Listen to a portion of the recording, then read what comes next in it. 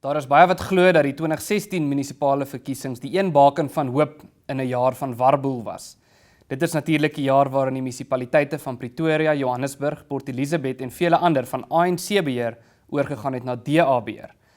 Msimanga is as die burgemeester van die hoofstad verkies en sedert sy verkiesing was hy gereeld in die nuus, meestal vir die skadebeheer wat hy in die Pretoria se regering toepas en sy pogings om die swak regering in 'n goeie regering te omskep.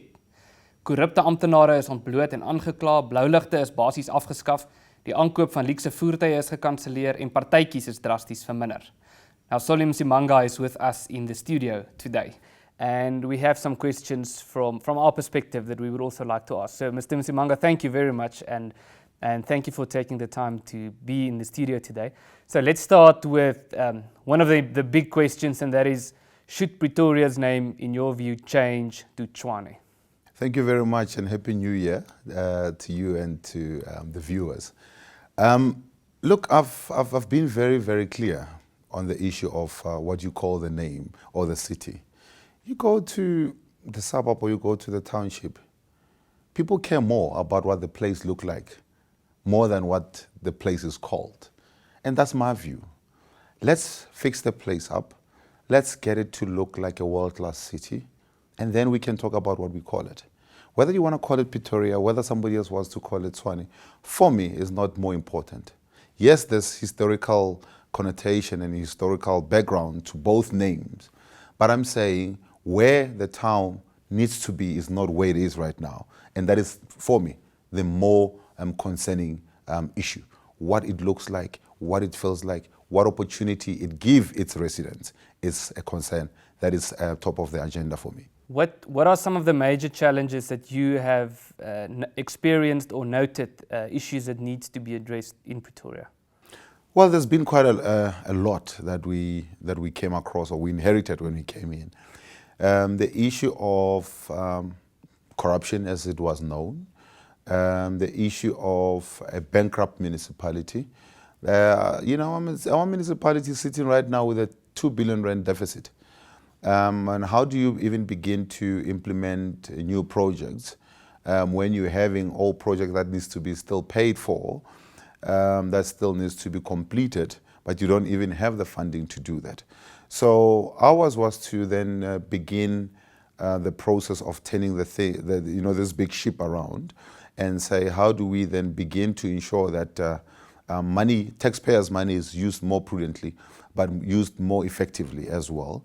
Some of the contracts that we've inherited, we try our level best to come out of as quick as we possibly can, so that we can, then free some of the money to implement projects that needs to be implemented.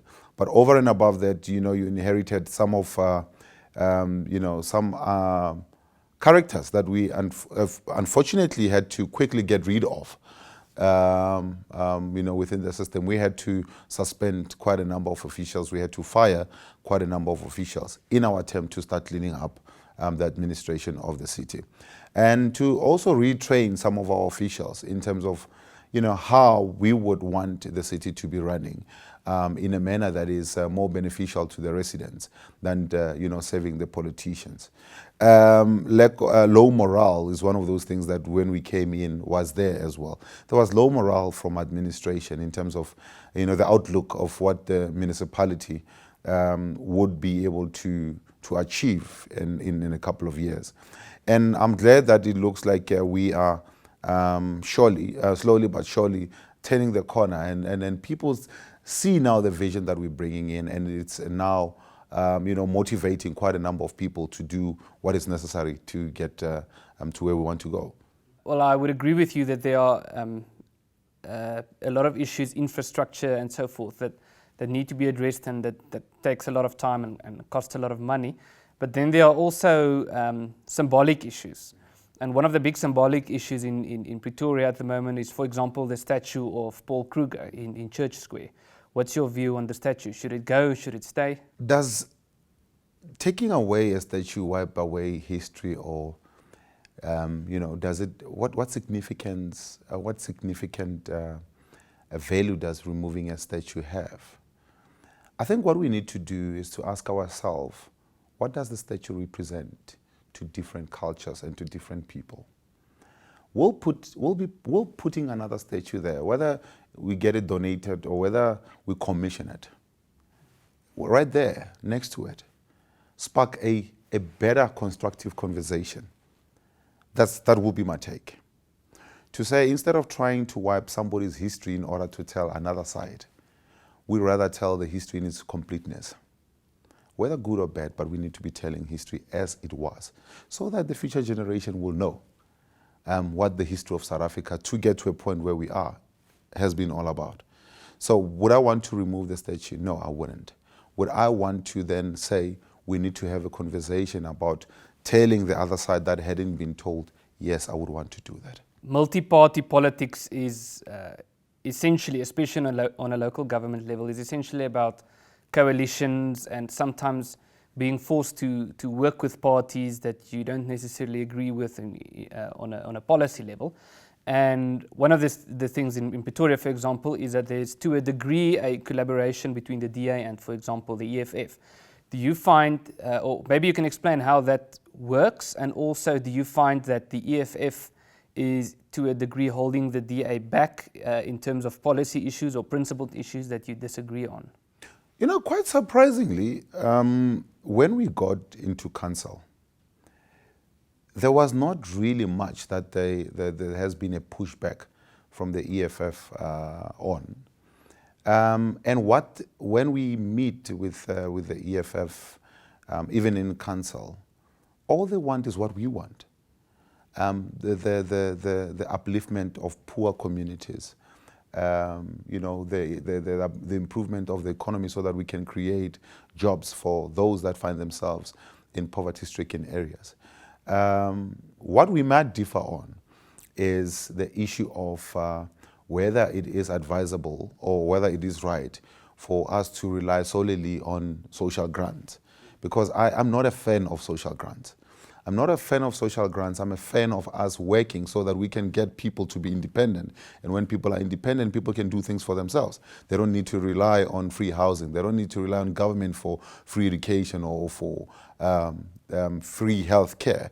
You know, but they can do whatever it takes to build themselves up and to be independent of government. And that's what I would want us to focus on. And so fundamentally, we haven't really differed in terms of how we want to, or where we want to take the city. And so far it has worked very, very well with all, with the Freedom Front, with the ACDP and with COPE. Because ours was to say, how do we bring a clean government in place? But more than that, how do we begin to address the issue of poverty alleviation and a growing economy? So the moment we start talking about those, you find consensus with the other political parties that are there.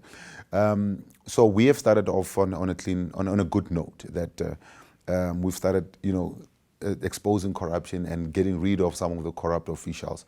We have started focusing on some of the outstanding issues like the water problem in Hammanskraal, issues of electricity, issues of title deeds to those that have houses but, you know, or have pieces of land but don't have title deeds.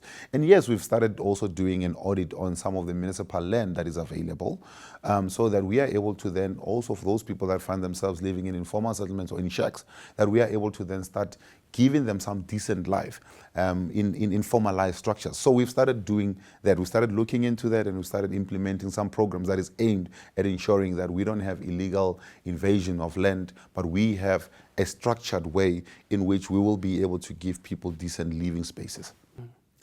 There are, we find that there are many people who complain about billing in Pretoria. Are you satisfied with the system at the moment, or what would you say to people who complain, who say that they believe that the bills that they receive are incorrect? Well, there's a number of things that we inherited. One was that we inherited a system where the modules of the subsystem that has been used have been so disjointed that you had a system that was not talking to all the departments. So you had a fractured system that caused problems in the running thereof. And that is one of the things that we've identified right at the beginning. We started addressing that. you will hear people now telling you that for the first time ever, they started receiving their bills, the physical paper that your bill is on, which has, in some instances, had never happened for the past 2-3 years. We've corrected that, and we've now ensured that this is now becoming a continuous thing. Also, in areas like your erstwhile Brongo-Spruit, Mitsweding area, and Nukenza Taimane or Kalinin, you'd find that when the municipalities, those erstwhile municipalities were incorporated into Pretoria, that there had been an issue of the alignment not taking place when it was supposed to take place. The adjustment of the billing was supposed to have taken place, that didn't take place. And that created a huge problem where down the line, people then started receiving bills from the municipality to say, you owe us this amount of money. This is the amount that you should have started paying us from the time you incorporated your old municipality into the new municipality. And people were not even informed in advance about that. That created also the problem that we started seeing. But another aspect that we inherited was that a lot of the meter reading was outsourced. And in most of the cases, you find that the outsourcing was done, but we never really checked the companies that contracts were given to check whether they did have the capacity to deal with it. And this is why we were sitting in most cases with a lot of estimates. And a lot of our residents are saying, but you're doing an estimate, but this is actually not what my bill is actually all saying right now. And therefore, we started addressing that. And this is also going to go a long way in us addressing the issue of unemployment within the city, because we do believe that all those things that are going to be a permanent feature of the city, like your meter reading, should actually be insourced more than it being outsourced. Because I do believe myself that it will cost us much less if we were to insource it than what we are currently paying right now. So that is another thing that we're inheriting, and we are also addressing in an effort to addressing the issue of incorrect billing. But lastly, one of the things that we found out was that there had been wrong capturing when months before we came into office. There was the revaluation, property revaluation that was taking place, and we found that most of the inputs that were put, the inputs into the system, were done incorrectly, which then skewed your rates and taxes that you are supposed to be paying. And that is something that we've started addressing right now. And we are encouraged by the fact that the teams that we're working with have worked speed out in trying to fast track the correcting of this bill. So there's a lot of things that have been done to address this issue of incorrect billing, and we're hoping that in the next few months we will have it 100% correct. Well, on that encouraging note, Mr. Msimanga, thank you very much for coming in. It was great to talk to you, and I'm looking forward to see what happens in Pretoria in the coming years, especially under your leadership. Thank you.